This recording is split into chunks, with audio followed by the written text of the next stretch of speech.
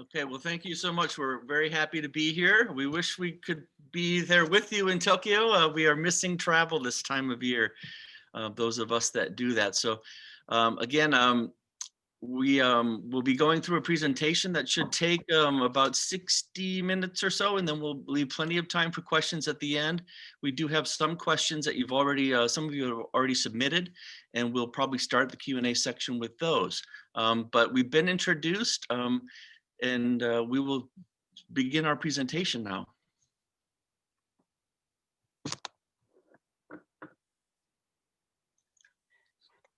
Good evening. So we're going to take turns speaking. Thank you so much for having us. So to begin this process as a family, we ask that you do an honest self-assessment, look at your finances. You may, and first of all, there may be more than one contributor. It's not unusual at all for a student to have support from parents, but also other relatives, grandparents, etc. But look at your finances, and you're going to be asked on forms early on in the application process about your financial contribution. And this is something, I know it's difficult to talk between parents and students about this, but students do need to know what their contribution is going to be. And there's sometimes a difference between the ability to pay and the willingness to pay. And we ask that you be realistic and not just what you want to pay, but what is the maximum amount that you're able to contribute. And this should guide the search. You do have to do a little bit of looking around on websites, but many universities have this information posted on this website. And for instance, on our website, we're very clear. This, you must have X amount of dollars in order to attend our university. If your resources are strong, then you may look at a very wide range of universities. But if it's minimal, then there's going to be a smaller number of universities that you can consider.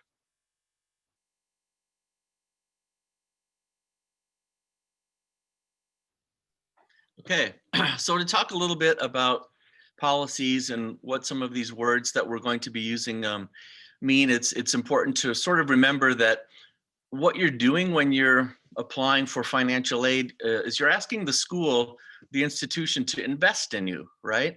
And good investors are going to ask the question, what will my return on investment be, right? So this is sort of why we have you go through these processes. You have to make a great application. You have to be admitted. There's no financial aid to students that aren't admitted, right? So I think as we begin talking about all this, that's an important thing to remember, is that the best thing you can do for yourself is to put together your best application, and that should be your priority. And then start to work with the schools and find out what might be possible on the financial aid side, starting of course with yourselves and what you're able to contribute, and then what you're going to be asking the school to invest in you essentially. So when you're looking through and trying to find schools that might be a good fit academically, as well as in terms of what your need might amount to, these are some important terms to understand, right? So there are policies for admission of international students, and there are policies for funding or providing aid to international students, which may often be slightly different depending on the school than what a domestic policy for a US citizen might be. And so it's always good to look up the international versions of questions that you have when you go to our websites, right? The international admissions page, or type in a search about international financial aid at X or Y school. So the first couple that you'll see is about how we do admission. Are we need blind or are we need aware? Need blind is something that some schools are for domestic students, but perhaps not for international students, and that's the case at Grinnell. we are need aware for international students, and that's the vast majority of schools in the United States. I think there are 5 schools that are need blind for international students the last time I checked. And what need blind means is that when we're considering your application, which I said earlier is got to be a really strong application, we're reading the application in a need blind admission policy. We are not looking at your finances. We don't know what you can or can't afford.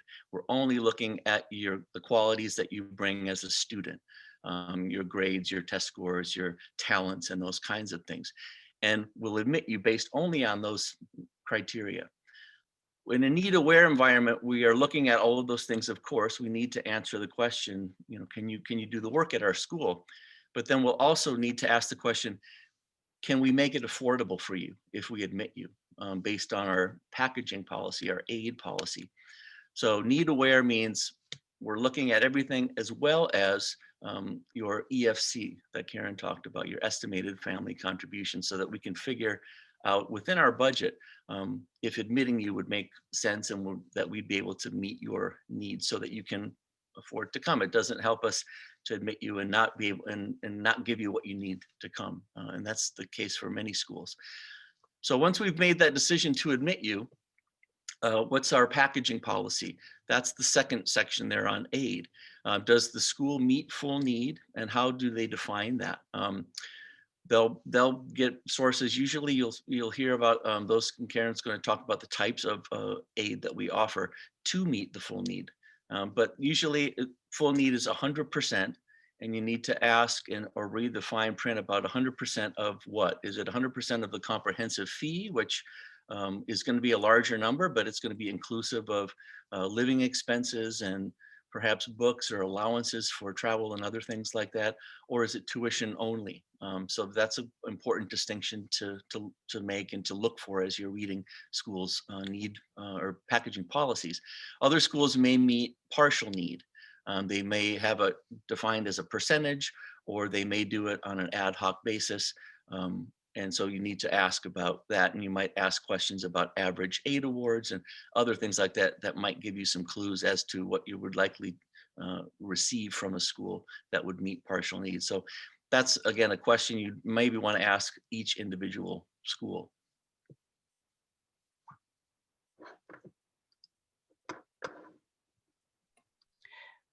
Excellent. And I'd like to address one of the questions right now, because the first question we got was about a US citizen. So is a US citizen living in Japan considered an international student? John, I'm going to answer this from my perspective. You and Brad may disagree, but I believe when we're talking about financial aid policies, it really, if it's a US citizen, there are usually different financial aid policies. So in this presentation, when we talk about an international student, it would be someone who does not hold a US passport. John, Brad, do you agree or disagree? Definitely agree, Karen. And I think generally from a financial aid perspective, if you hold US citizenship or a permanent residency, you are considered a US domestic student. If you do not hold either of those two things, you would apply as an international or non-US citizen. Great. Yeah, and we may, in the admission process for the US citizen living in Japan, we're still going to, look at you from an international perspective, and it still is going to be an advantage in the admission process because you bring diversity to our university. So anyway, so thank you for asking that question. So I wanted to talk about the different types of aid or funding, because this can be quite confusing to families. And when you receive an award from a university, it may contain several different components. A scholarship is typically based on something that you have achieved. Most often, it has to do with academic achievement. You're a strong student academically, good grades, test scores, etc. Each university, of course, will have its own parameters for deciding that, but those are very common. And many universities do have academic scholarships for international students. Of course, there are also talent scholarships based on, high achievements in the athletic world or fine arts, leadership, those kinds of things.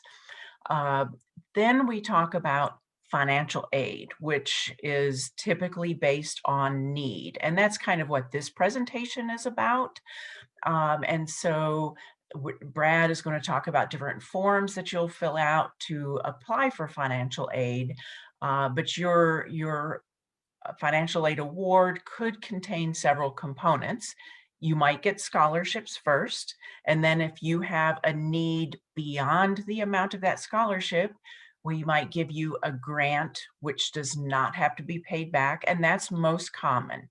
Most universities that offer funding, need-based funding to international students, they don't expect it to be paid back. But there are some that do have loans. Some will provide campus employment as well. So know what you're asking when you talk to a university, because if you simply call a university and you say, these are my grades, my achievements, do I qualify for a scholarship? And they may say, no, because you don't have the specific grades required for that academic scholarship. But in fact, you might qualify for lots of financial aid, but that's not what you asked.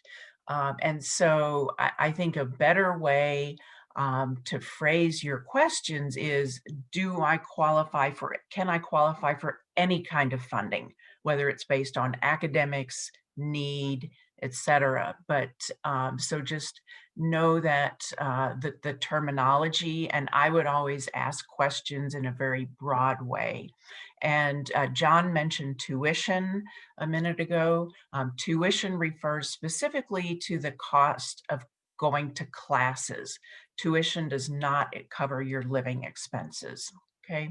And so parents, talk to your students about the colleges that they're looking at.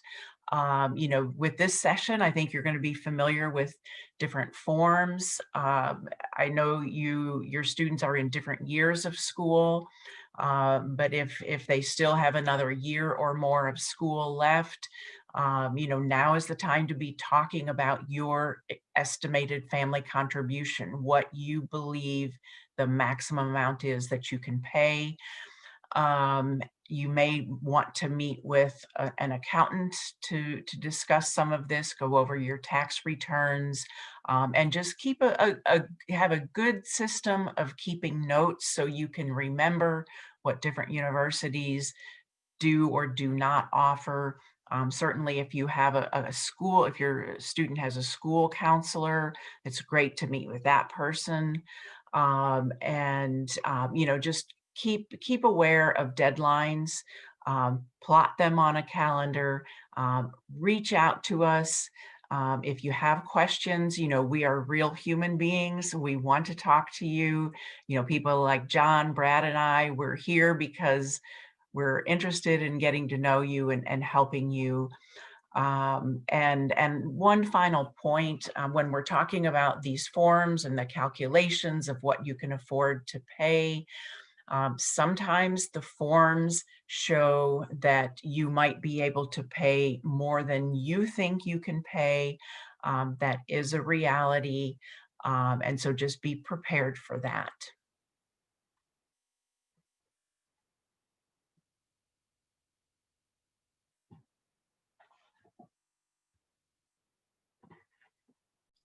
Okay, so as we said earlier, some of this, the need element, after you've done this kind of work, this inventory as a family and with your school counselors, to sort of figure out what's possible on your end, it will help you guide the search process. And I think it's there's, especially in the US, where there are 4,000 universities and colleges to choose from and to look at.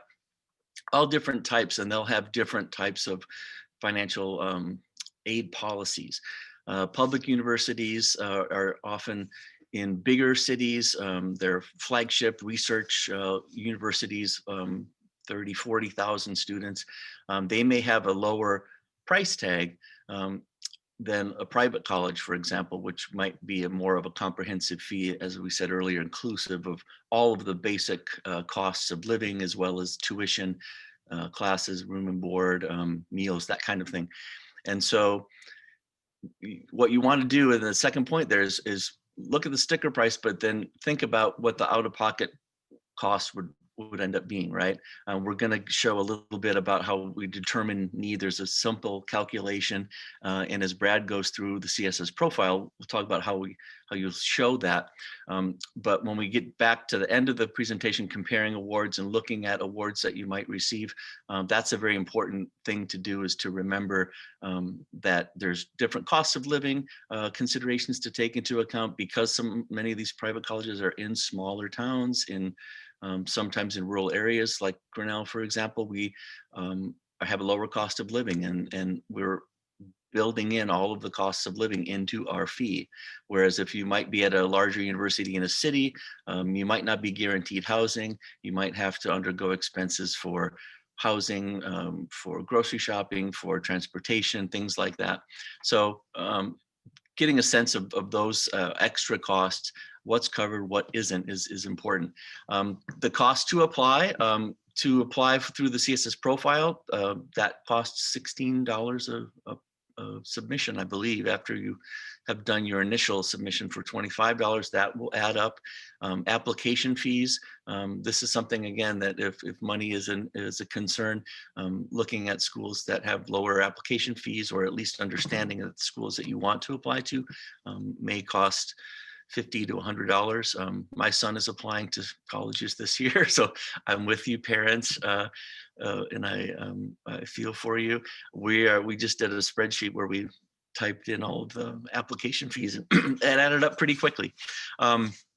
You may also want to look at the strength and profile of international enrollment at schools. How do schools that you're looking at value international students? It might be a good clue to see that some of us enroll quite a number of students, and what sorts of aid are we giving those students? Asking questions about the percentage of students that are international who receive aid. What among those students, what's their average award? Some schools will offer that information, and some schools you may have to ask about that information. There is something called the Common Data Set here, which is a quick way where schools will report some basic information that would quantify some of these numbers for families. I'm not sure if you need a password to get into that. This might be for counselors, but it's there if you'd like to try. There's also, I think, this competitive advantage. So I was talking earlier about making schools making an investment in you, in your education, in your future. There might be some competitive advantage to looking at schools perhaps that are new, or that you haven't heard of, or you're less familiar with. And particularly if you're coming from an area where you can see that school maybe doesn't have a lot of students from Japan, for example, in this case, or from the school that you're coming from. If you can find out information about that, you may have an advantage. If you, for example, we have a lot of students that apply from one country in particular. So if you're applying from that country, there's somewhat of more competition within that group, because we can't admit everybody from one country, right? So this is something to think about, and just to broaden your horizons a bit, because you might have better admission advantage as well as financial aid at a school that might feel like they want you to be on their campus versus a school that has a lot of students maybe already like you, or coming with the same sorts of talents and backgrounds and things like that. Because part of the thing we want to do in admissions is bring a diverse group of students together, so that everyone can learn from each other as much as they do from their professors and coursework. And so, as Karen was saying earlier, diversity is important in that regard. And then finally, the strategy regarding early decision, early action, and regular decision. those kinds of things are best talked about probably with your counselors. They do require a lot of upfront research and some real confidence in your decision making about a school if you go early decision, which as you may know, and we could talk about that in the Q&A, but that's something that is for a lot of students a big decision because it is binding. You agreed to withdraw pending applications at other schools if you're admitted to a school ED. But you would want to ask the question regarding financial aid at a school you're considering ED for. How will you package me as an early decision applicant? Is there any disadvantage financially? Some schools may say up front, we do not offer financial aid to early decision applicants. And that would be important for you to know if you're kind of zoning in on ED for a particular school. So that's always an important question to ask. I think we'll take a little bit of time to now talk about our institutions very briefly and give you some specific information about how we do admission and financial aid for international students. And we will begin with Karen in TCU. Thank you very much.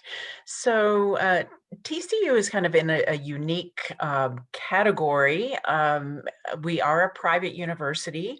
Many private universities are quite small, but we are actually fairly large when you're comparing us to other private universities. So we have about 11,400 students. Most of them are undergraduates, about 9,700. Which is important for many students because many of the larger private universities like us have much larger graduate populations. But at TCU, we're mostly undergraduates, so you are our main focus. So you're not competing with graduate students for the attention of faculty. We've always been known to having that personal touch. There's a very strong sense of community at TCU. We are very spirited. Today is Friday, so of course I'm wearing purple. We do that.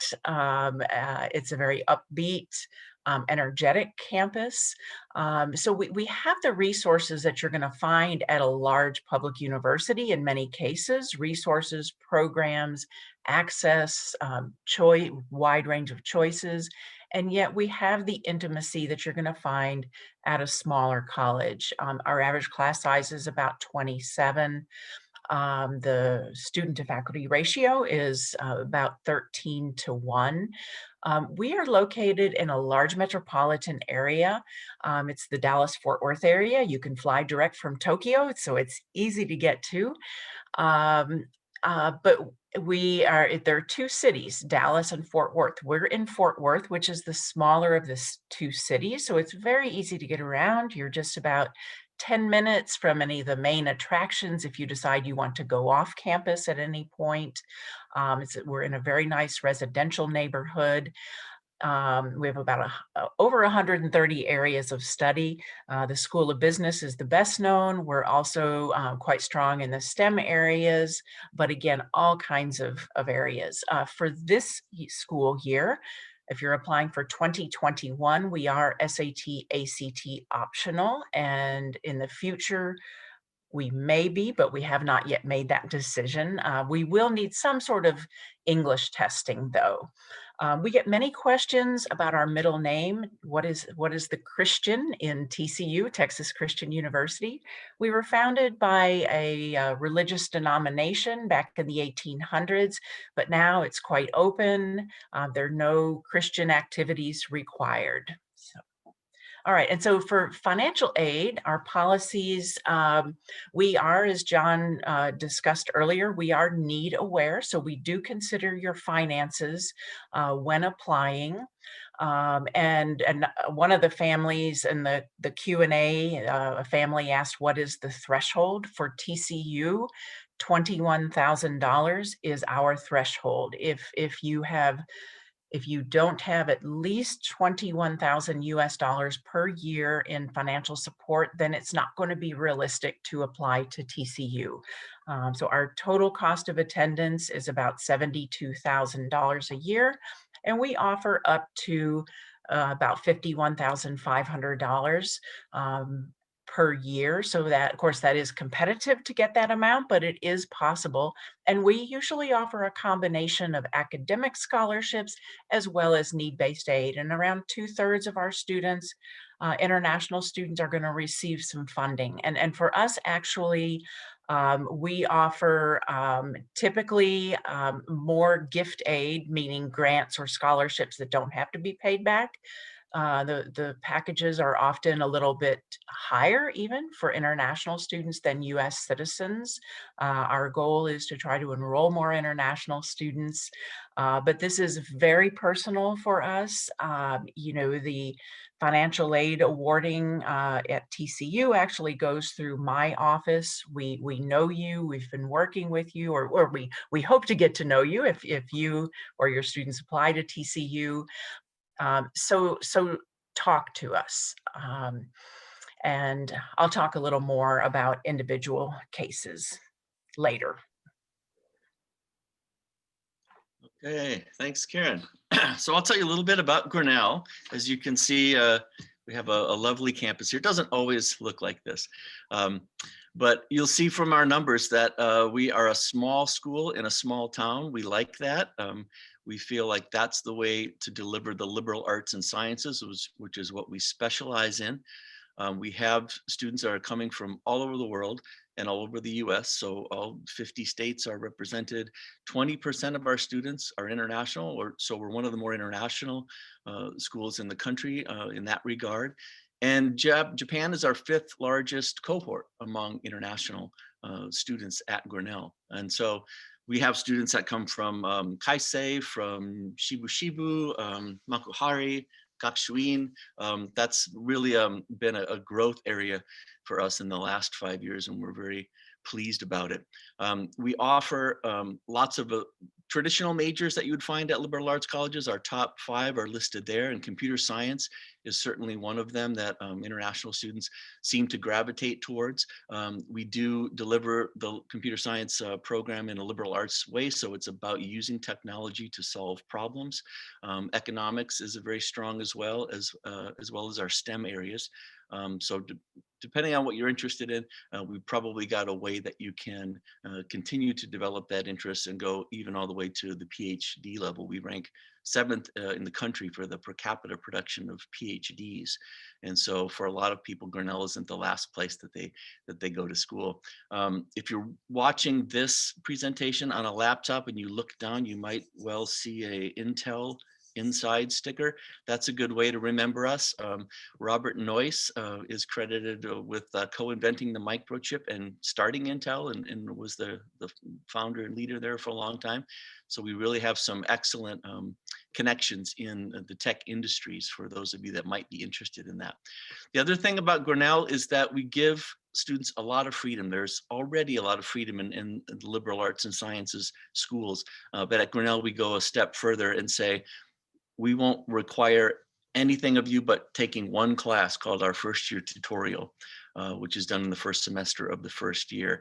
Beyond that, the only other requirement is that you must declare a major from among those 41 majors and concentrations by the end of your 2nd year. So everything else is up to you, and you are advised by a professor who is your tutorial teacher, gets to know you right away in your first semester as a student and can best advise you through all of the different options that you'll find that you have. And when you get to college, that's the great thing. There's a lot of discovery that can happen. And in terms of getting students out into the world, study abroad, internships, externships, ways in which you can explore careers that might suit you, and then ways to begin to prepare a professional resume and gain experience. That's something that we do with our long breaks in the summer and in the winter, where you might go to New York and work as an intern for a finance company, or work anywhere really in the US, and often in the larger cities over the summer for 10, 12-week stint. And so these kinds of things, as we're in our sort of bucolic environment, studying and getting to know each other and having great relationships, we do also want to connect you to the world and to the your next steps after Grinnell. So that's very important. We invest a lot of time and money into doing that for students. As soon as you arrive, we connect you with that kind of advice from the Career Services Office. This next year, we also will be test optional, which is new for us. We also meet 100% of financial need, and we will get into that on the next slide. I want to make sure we have plenty of time for Brad. So yeah, you'll see that this is numbers for last year. We're quite generous. About 65% of our international students receive aid to meet their need, and that averages out among those awarded to about $42,000 per year. Our comprehensive fee, so everything that's included, as I was saying earlier, probably for next year might be $74,000 comprehensive fee. So that's what we're giving on average. And we give $8 million a year to international students over our 4-year cohort. And so big commitment. You saw the endowment that we have there. We're investing in our students, not only on the front end, but in lots of other ways to underwrite costs of experiential things that they will do. If they have good ideas, they can see them through. If they want to do their own research, they can be paid to do that. So not just financial aid upfront, but to understand that a lot of things at Grinnell are free or are underwritten by our endowment. And that even includes some students that don't receive financial aid. This is where I'll stop, and thanks for listening to Grinnell. I will turn it over to my colleague, Brad. And he is a former financial aid director at Grinnell. I think this is still me, John. Oh, that's you. Oh, I'm sorry. There we go. Yep. Back to Karen. We're almost ready for Brad, the featured speaker. We are like the opening acts for Brad. So just briefly, there are 2 basic approaches to funding international students. One we call leveraging, and the other we call needs analysis. So I'm just going to briefly tell you about leveraging. This is where we offer as much as we can based on the desirability of the student, maybe their grades, and also just looking at our institutional budgets. We may not use the forms as closely. Actually, I shouldn't say we. The universities that use this approach won't use the forms. They may look more at what the family says they can pay. So you'll see in a moment when you fill out the CSS profile or the International Student Financial Aid application, there's a section where you self-report what you can pay. And so some universities will rely heavily on that in making their financial aid offers. At my university, we use more of the needs analysis approach, which John will tell you about. Okay, so again, this is what this form will ultimately tell us, this EFC, and you'll hear that a lot. And basically, it's a simple equation. We both mentioned our cost of attendance, usually quoted annually, usually easy to find on websites of the institutions that you're looking at. Sometimes it's abbreviated as COA if you really get into the weeds with this, but usually there will be last year's cost of attendance. It might be broken down so you can see what portion of that was tuition, what portion was room, what meals, those kinds of things, and then a predicted or perhaps a set in stone number for the next year, the year that you'd be applying for. And those are good to know and understand and to see sort of what the cost of attendance entails, right? And again, look at your out of pocket and your cost of living and some of those other things, because that could be important. But essentially, we'll take that number and subtract the estimated family contribution that the form that Brad will show you will determine. And it determines it for the institution, not necessarily for the family or that a number that you could determine on your own. We do ask on both of the forms for a number from the family that they feel is reasonable. But as we go through the financial information that's provided on the form, it might add up, as Karen said earlier, to a different number that we might see, and we might decide how we were going to package. Will we take sort of the average or the mean between those two numbers if they're different? If they're quite different, is there an opportunity to talk with the family and make sure we're understanding everything? There are some special circumstances that we might not be aware of or that the form might not catch, and so we want to understand those things. But assuming we do come to an understanding, an agreement more or less about the estimated family contribution, then cost of attendance, subtract the estimated family contribution. That is what's left over is the need. And schools are meeting 100% of that need will give you what you need to cover the cost. So 75,000 at Grinnell, say you've got 40,000, your need is 35,000, and our package from a school that would meet 100% of need will add up to that in one way or another with the different types of aid that we covered earlier.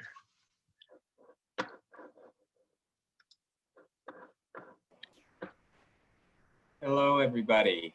It's good to talk with you today. I'm going to move a transition from Karen and John talking about the basic philosophies and backgrounds of financial aid at U.S. colleges and universities, and really move into talking about how you complete the forms and the important items you should be paying attention to when you do that. You've asked some great questions in the chat. Keep doing that, and we'll make sure we address all of those as we talk through the presentation and again at the end of the presentation. Really want to start first, though, on talking about how U.S. colleges and universities view college financing.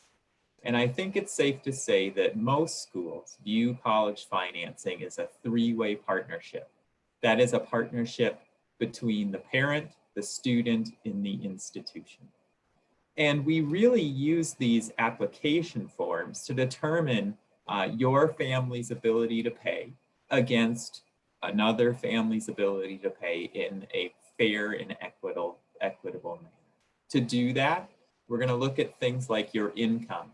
So earnings from a job, earnings from work. We're going to look at things like assets, real estate, savings in bank accounts, things like that. And then we're going to ask you about your expenses and allowances and create this expected family contribution, as John stated earlier. Regional differences, we're going to look at things like that as well.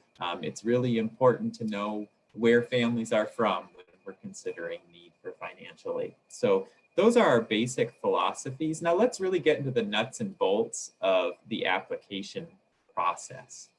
So for international students, there are really two forms that most institutions will ask for. And it's important to know they won't ask you for both. They'll ask you for one or the other. So if I can leave you with any information that's important to know, it is pay attention to schools' application requirements, because they won't all be universal. They may not all be the same. So it's really important both to explore what documents are required to complete a financial aid application at the institution, as well as what the deadlines are for those applications. You don't want to be late applying for financial aid. There was a question in the chat earlier that I answered that asked, well, should I apply to an institution and be admitted and then apply for grants and scholarships? And the general answer to that question is no. My advice to you is that if you need financial assistance to attend a U.S. college or university, you should apply for financial aid at the same time you apply for admission. So how do you do that? The institution is going to require one of two forms. We'll talk about both these forms. They are the CSS Profile and the International Student Financial Aid Application, or ISFAA. They collect the same information, they just do it differently, and we'll talk about that in a minute. Now, the institution may also require supporting financial documentation. This is sometimes required at the time of application, and other times it's required post-admission. So it's really important, again, to pay attention to the details of the individual school to which you're applying. This documentation may include things like your tax forms, the form you fill out in order to determine how much tax you owe either your municipal or national government. They may ask you for things like current bank or savings statements from your financial institution. And they may ask you for parental salary confirmation letters. So this supporting documentation is really based upon the school to which you apply. For example, at Grinnell, we don't require the supporting documentation as a part of the initial financial aid application. We would just ask you for the CSS Profile or the ISFAA. Another form you should be aware of is something called the Certification of Finances form. Some schools may ask you to fill out what we refer to as the COF to verify the funding level that you have available in order to create your immigration documents, to create an I-20 document, which is required for your visa application and your visa application meeting. So please pay attention to the individual school's requirements. So first, let's talk about the CSS Profile. So most schools require the CSS Profile. Some schools will give you the option to do the ISFAA. So why would you use the CSS Profile? If you're given the option between the two forms, why would you use the profile? Well, first, it's an online application. When you complete the CSS Profile, you do so online at cssprofile.org.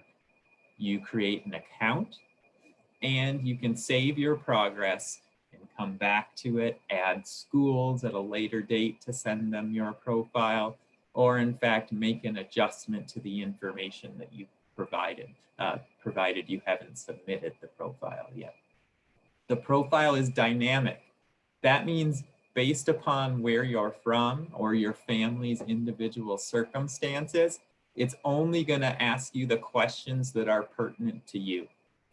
Perhaps most importantly, the profile asks you to submit your information in your home currency, and then we'll convert it to US dollars. This provides you with really a nice ease of use. It's much easier and more reliable to provide your financial information in your home currency and then have the profile do the hard work of converting it to US dollars rather than vice versa. The profile is going to collect 3 years of financial information. And this, I think, is important because it gives us the opportunity to review what the longitudinal factors are in your family's financial circumstances. It also gives you the opportunity to ask schools to ask supplemental questions, as well as for you to provide context to the information that you've provided in the CSS Profile.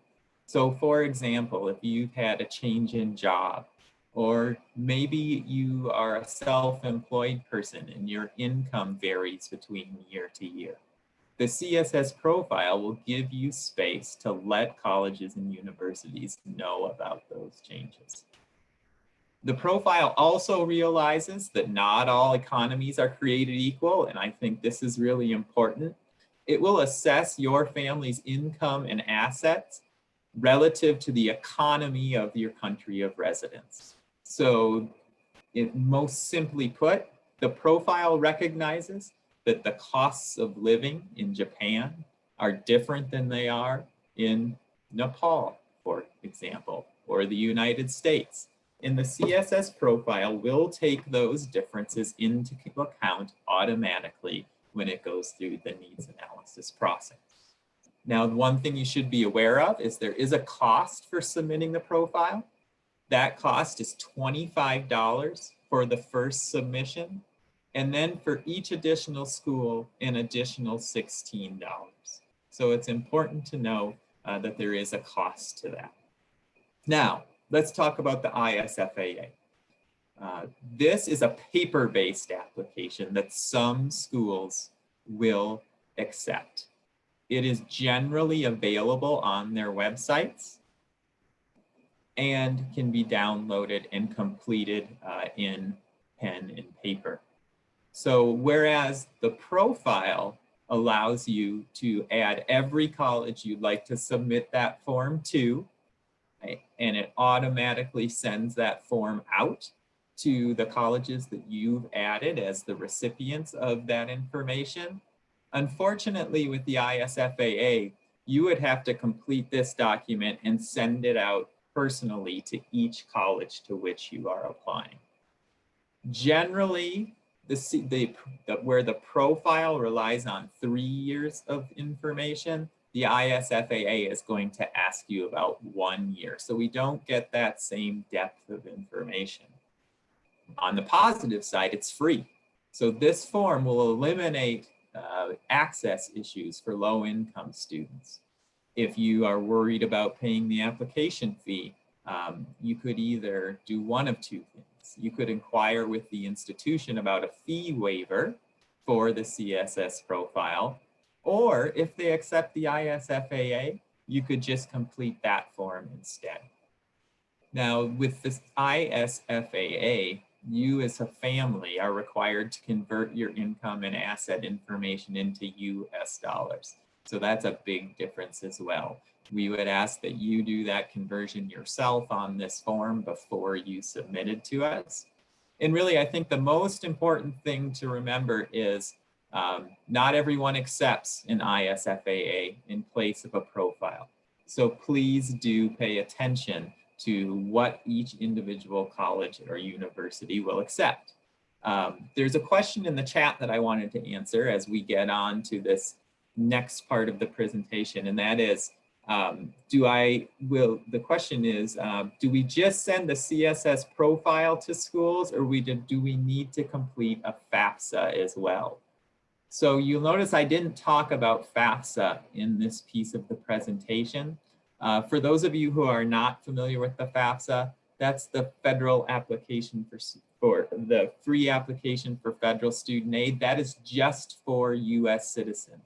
International students do not need to complete a FAFSA. So I wanted to mention that, as it's important to know if for international students, it's going to be the profile or the ISFAA, depending upon what the school requires. So getting started. Really, it's important to know what information you should be submitting into the CSS profile.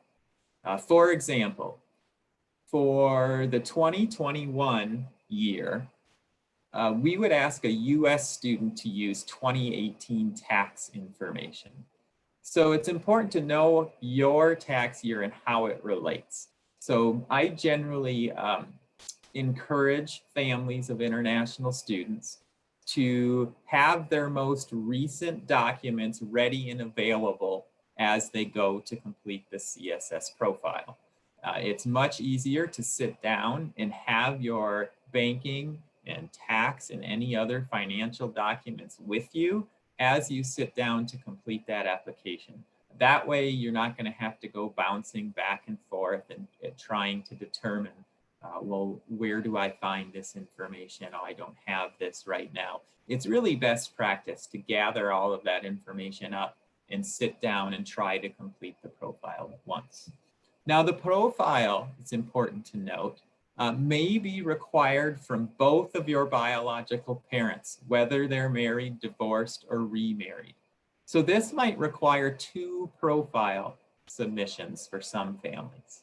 An example would be if your mother and father were divorced. Some institutions may require a profile from both parents.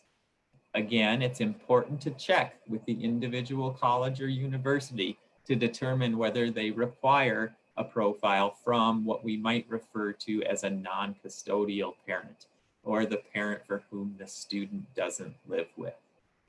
Now, many times we receive questions about what is called a non-custodial profile waiver form. That is oftentimes used in situations where a student does not have any contact with the parent with whom they don't live. We got a question in the chat about filling out the non-custodial waiver form. How do I do it? How do I submit it to the college?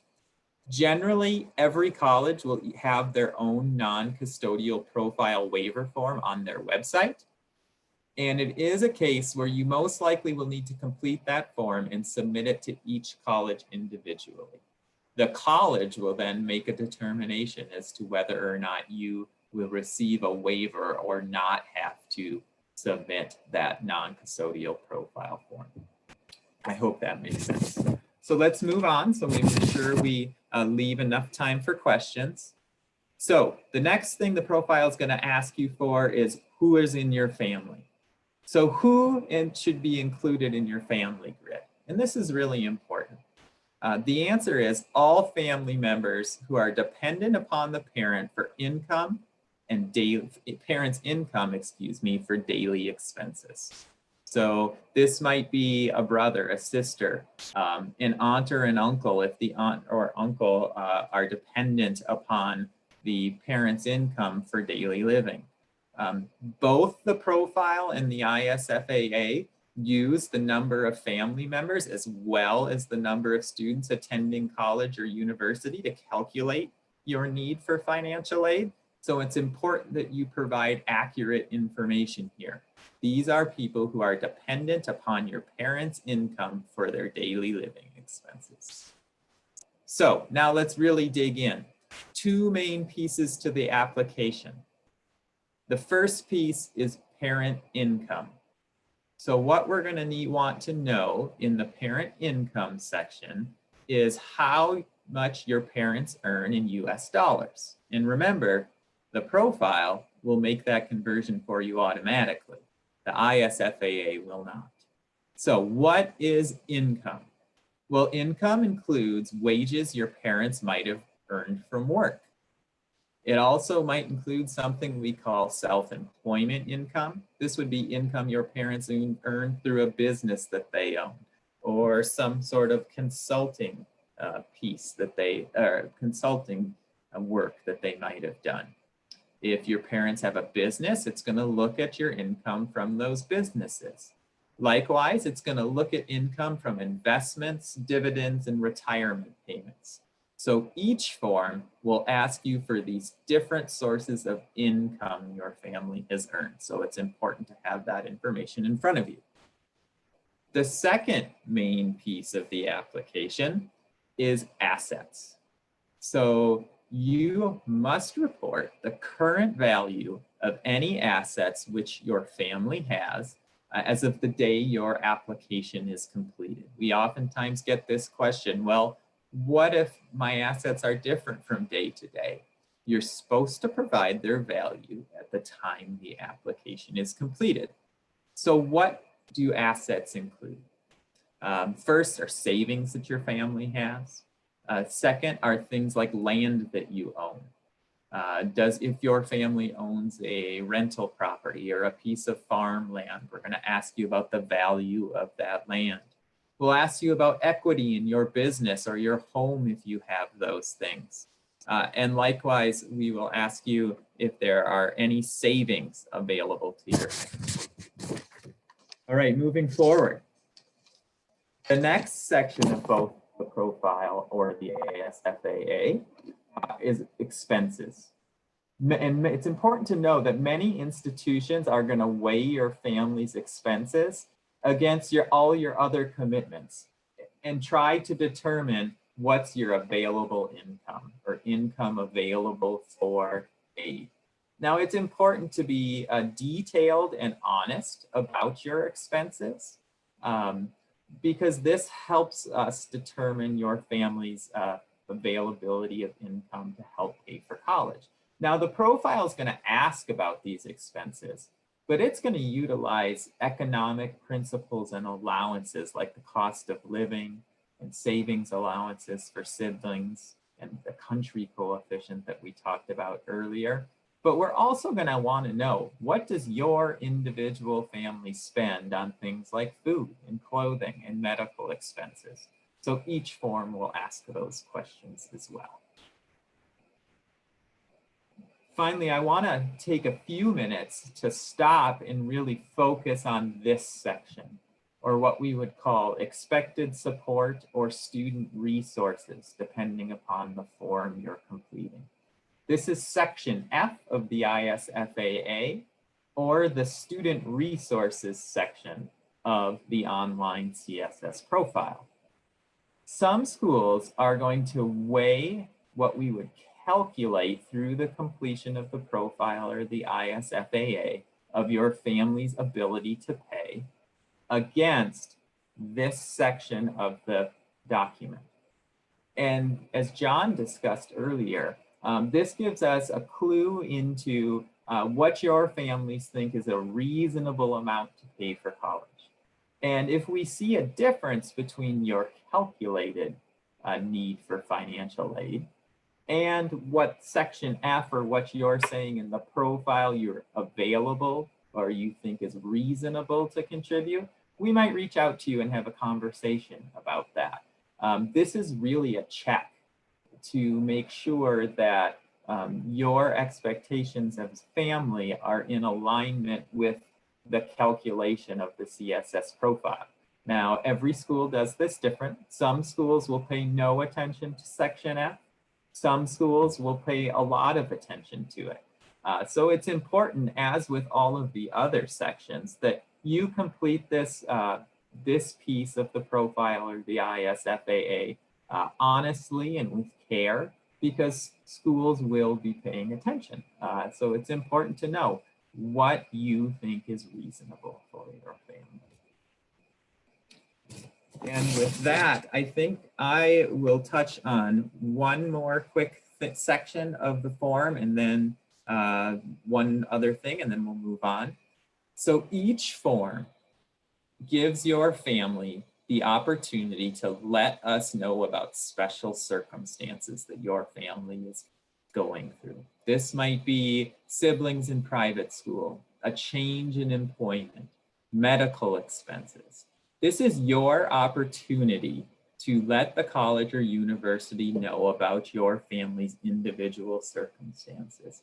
And I would encourage you that if there's something you think the aid office needs to know, you should include it in this piece of the application. We never can have too much information. So if you think the college or university needs to know something about your family, please do include it in this special circumstances section. Before I turn it back over to Karen, I do just want to touch really quickly on a service called IDOC. You may hear from some institutions that they will require you to submit tax documentation, income documentation to IDOC. So I just wanted to point this out and make you aware of what it is. IDOC is a service that collects your tax documentation on behalf of the school and then distributes it to each institution to which you apply. So I point this out because many US colleges and universities use the IDOC service, both for US and international students, and you might be asked to use this service. If a school you are applying to uses this document collection service, you will be told about that at the time of completion of the CSS profile. So no action items here. I just wanted you to be aware of what IDOC was in case you see that in school's application requirement lists. And with that, I will turn it back over to Karen. Thank you very much. I think you made a complicated process seem a little less intimidating. So thanks for that, Brad. Brad touched on appeals and special circumstances. Ideally, if you have a special circumstance, this is something that you should make known during the application process. Don't wait until the end of the cycle as you're deciding which university to attend to reveal this information, because if you wait until April, the funding may be gone. So let us know. There is a spot on the financial aid application where you can write that, or again, contact the universities and let us know. Now, when it comes to appeals, this refers to after you have your financial aid offer, and what if it's not enough? Some colleges and universities will consider appeals. Some won't. I think, some universities will say, our funding is limited for international students. There's nothing else.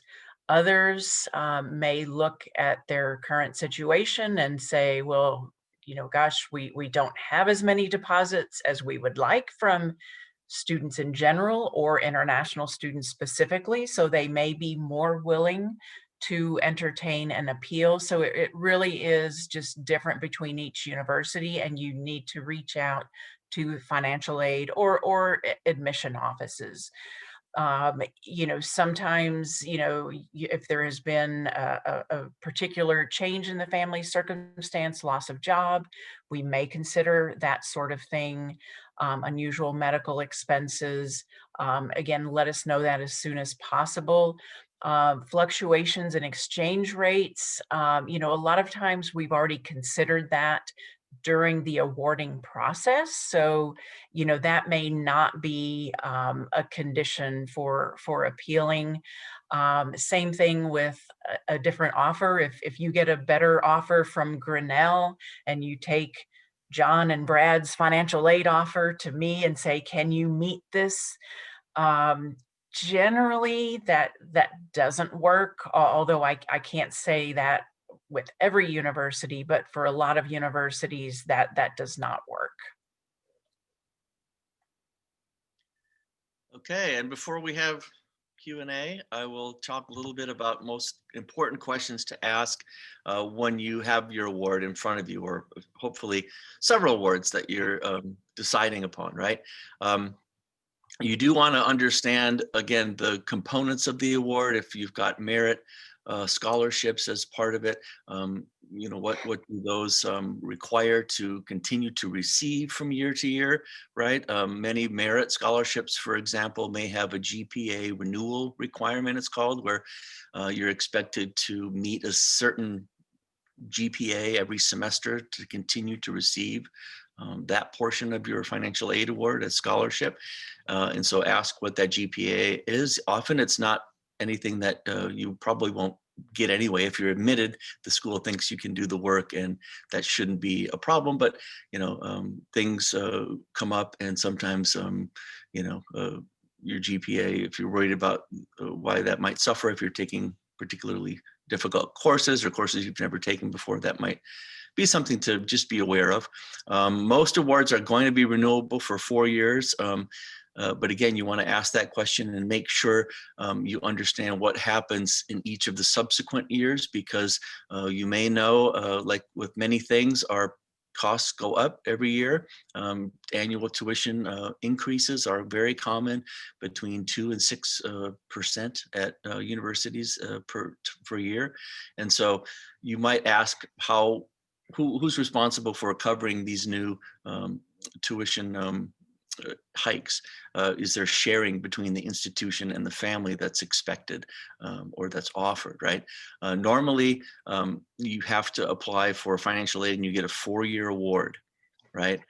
You don't have to keep reapplying at most schools every year, as domestic students do, to continue to receive your scholarships given to you for the entire duration of your status as an undergraduate until you complete your degree. But that's something to be aware of and to ask. A self-help component Campus employment is often given for a need-based award, particularly. And a good question to ask is, how will I know that I can earn that money, or can I earn any more than that, perhaps? Most schools don't want students to work more than 10 hours a week or so. The government in your F1 student status prohibits you from working more than 20 hours per week when school is in session. But schools may have a job waiting for you, or they may say, when you arrive on campus, you're going to need to go to the student employment office, go out and scour the campus for jobs, go send a resume to faculty or staff, whatever.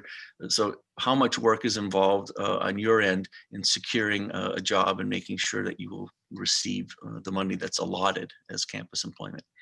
And then finally, if loans are a part of an award, usually these are lower cost or rather low interest loans, and usually don't have to be repaid until often 6 months or so after graduation. But you will want to ask about the terms of those loans, and if you need a co-signer who might be a US citizen or permanent resident. Because if that's a requirement and you don't have someone that could do that for you, you'll need to forego the loan or take out a local loan perhaps for that amount rather than from the college itself. So asking about those terms is very important. We can now move, I believe, to Q&A, and we've been hitting some of those questions as we go, and I know we received in advance some questions from folks that may be here on the call today. And so I think we'll turn it over to Karen to pose some of these, but please do feel free to type in your questions, and our friends can help us get to those questions, and we'll repeat them so everyone can hear what the question was, and then we'll go ahead and answer it. All right, thank you.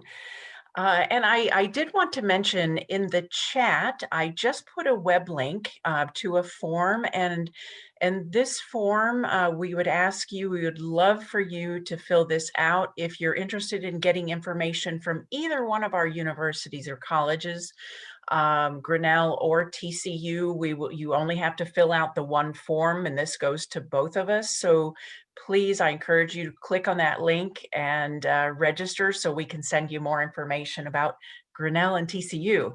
So we've gotten so many questions. Thank you very much. One question, though, that came up in the questions that were submitted in advance, and it's also come up multiple times in the chat, the whole concept of, will my chances be, will I be at a disadvantage for admission if I'm applying for financial aid? And that's not a simple question to answer, but we can give examples from our universities. Certainly a university that's need blind, it does not matter. But if a university is need aware, then you might have a slightly better chance of being admitted if you are not applying for financial aid. However, at my institution, the fact that you're applying for financial aid is absolutely fine. Our issue is if you're asking for more financial aid than we can give you, then that's a problem. But the fact that you're asking for financial aid won't have an impact for us. John, Brad, do you want to give an example of your college or any other thoughts on that? John, you're still muted, so while you unmute, I'll jump in. I would just say, I'll make a general comment and let John refer to Grinnell. My general comment is, if your family needs financial aid to make a US college or university experience a reality, please apply for it. What's worse is if you don't apply and come to the United States and then run out of funding after your first or second year, because most institutions are not in a place where they can step in and assist you as a junior or senior. So it's important, I think, at the beginning of the process to be realistic about what you need. And if you need aid to attend, apply. Yes, definitely. And that's one of the things that can be hard if you take that strategy and even though you need aid or some aid and don't apply, schools aren't going to probably give you aid on the back end, or that is to say after you've been admitted. We'll often get those unfortunately get some of those questions that we have to say, no, I'm sorry, that was part of the initial process for this admission offer, and it was contingent in part on the fact that you know, you hadn't applied for aid, and you can't really go back and do that. So there was another written question in advance about 2+2. I believe this refers to the concept of a student who might attend a community college, a 2-year college in the United States, and then for the first 2 years, and then that student wants to complete the final 2 years at a 4-year college. That would be considered a transfer student. I would say in general, not as many colleges have strong funding for transfer students. So again, you just have to know what the options are. At my particular university, we do have very good funding for transfer students. Before I ask John for his opinion, I do want to mention, though, the concept of 2+2. Generally speaking, you know, it's not, you cannot always graduate from the 4-year university with just 2 years. So at my university, it's often 2+3 or 2+2.5. So I did want to throw that out there. Gentlemen, anything to add about transfer students? we do accept transfer applications. It's usually not as big of a priority at the smaller schools, just because we have, you know, 3,000, close to 3,000 international first-year applicants each year, and priority has traditionally gone to those students we know are going to make an impact on our campus for all 4 years. And that's an important part of the residential component of liberal arts and sciences colleges. So we're kind of committed to that, and that's sort of reflected in the fact that we don't see a lot of large numbers of transfer applicants internationally, and we also do not typically admit them. There's often a problem with funding transfer students, just because the timeline is such that by the time they're completing their application, which for us is April 1st transfer application deadline, we've already encumbered most of our budget internationally on the first-year applicants that we've admitted earlier towards the end of March. And so, yeah, transfer admission is not impossible, but it's more possible, I think, at larger schools that have more of a culture of being able to have people moving in and out. There was a question, also a written question about which colleges and universities use the CSS profile, and the person was wondering if the list on the College Board's website is accurate, the list of universities taking the profile. And I would say that should be the comprehensive list. I think if a university or college does not take the profile, or if they do take the profile, it would be on that list. So going to the chats from today, Brad, I think, well, actually, I'm going to cover one more and then probably turn it over to Brad. Somebody asked, you know, do I have a better chance of getting a good financial aid package if I apply early? I know my husband was formerly the director of financial aid at TCU for many years.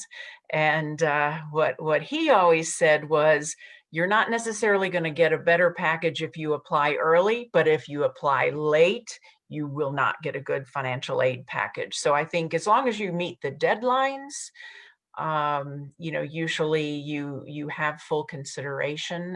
That would be my opinion. I would completely agree. As long as you submit your financial aid information by the posted deadlines at the institution, most institutions will meet your application with the same policies that they would with someone who submitted early. But I always encourage applicants, make sure you meet those deadlines and get the information in as soon as it's possible for you. I think that's just really good advice.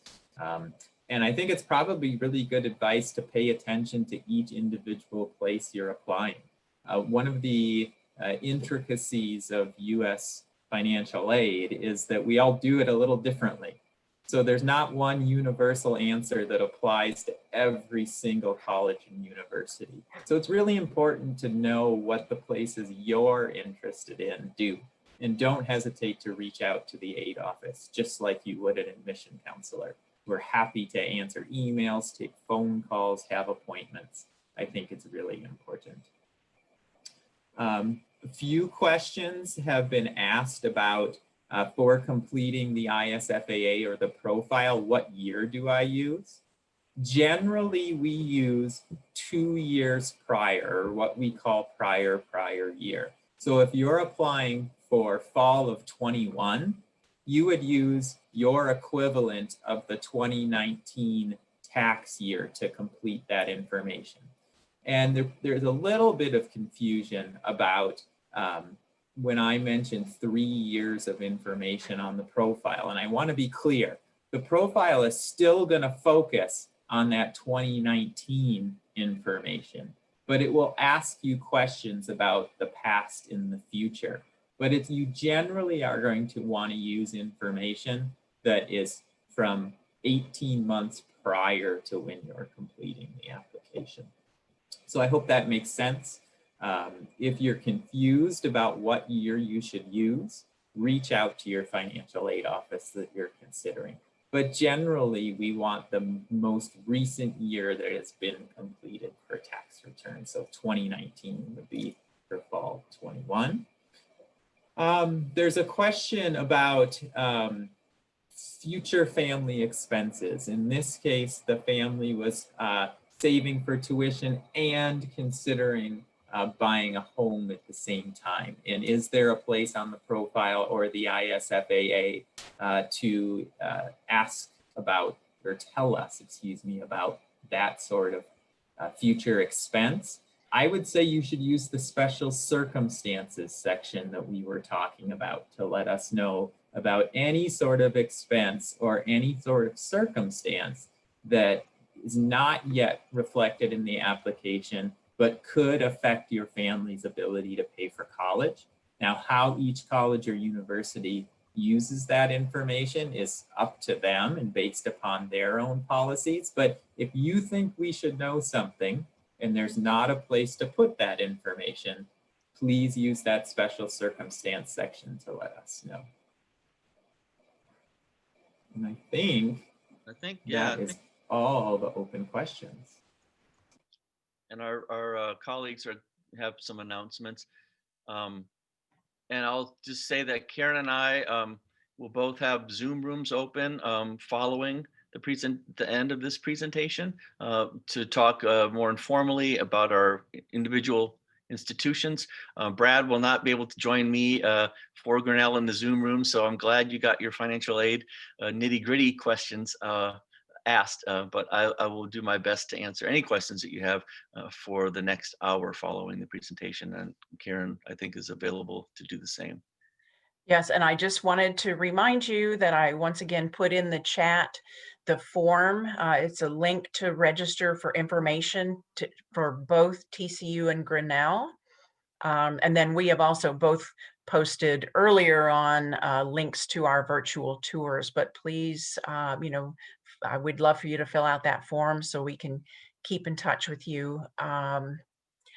And I don't know, do we have time to answer any other questions, or does EducationUSA want to take it over now? Yeah, we'd like to close the Q&A session now. And thank you so much for your great presentation, Karen, John, and Brad. I think it was very, very informative and helpful. Thank you so much to everyone who has submitted a question.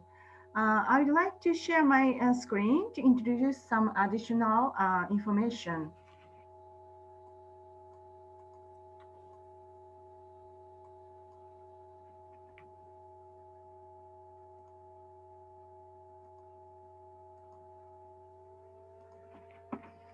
So if you would like to obtain more information about the CSS profile, please check College Board's website. If you have further questions, you can contact CSS Profile Customer Support for international applicants. They have an online form to send questions on their website. At the same time, it's a good idea to contact the university or college you are interested in to ask for assistance on CSS Profile. They are usually knowledgeable and happy to help you. This website will also help you to search financial aid information or scholarship information for international students. If you go to the Japanese version of US Embassy Tokyo's website, click on Education and Culture and then Financial Aid Information. It will explain how to search information on financial aid, not only from US universities, but also Japanese organizations. EducationUSA has been getting many questions about COVID-19 and studying in the United States. So we compiled the useful website links on our website. The College Crisis Initiative dashboard has data regarding how many colleges and universities in the United States are offering classes fully online, primarily online, fully in person, hybrid, etc. For visa questions, as some of you may know, EducationUSA cannot answer those. Please visit US Embassy Tokyo Visa Section's website and follow Twitter for the latest information. EducationUSA is planning to hold 2 webinars next week: admission under current COVID-19 situation and studying sports in the United States. We are also planning more webinars in November. We look forward to seeing you there again. We also provide individual advising services through virtual office hour. Please refer to our website for more details.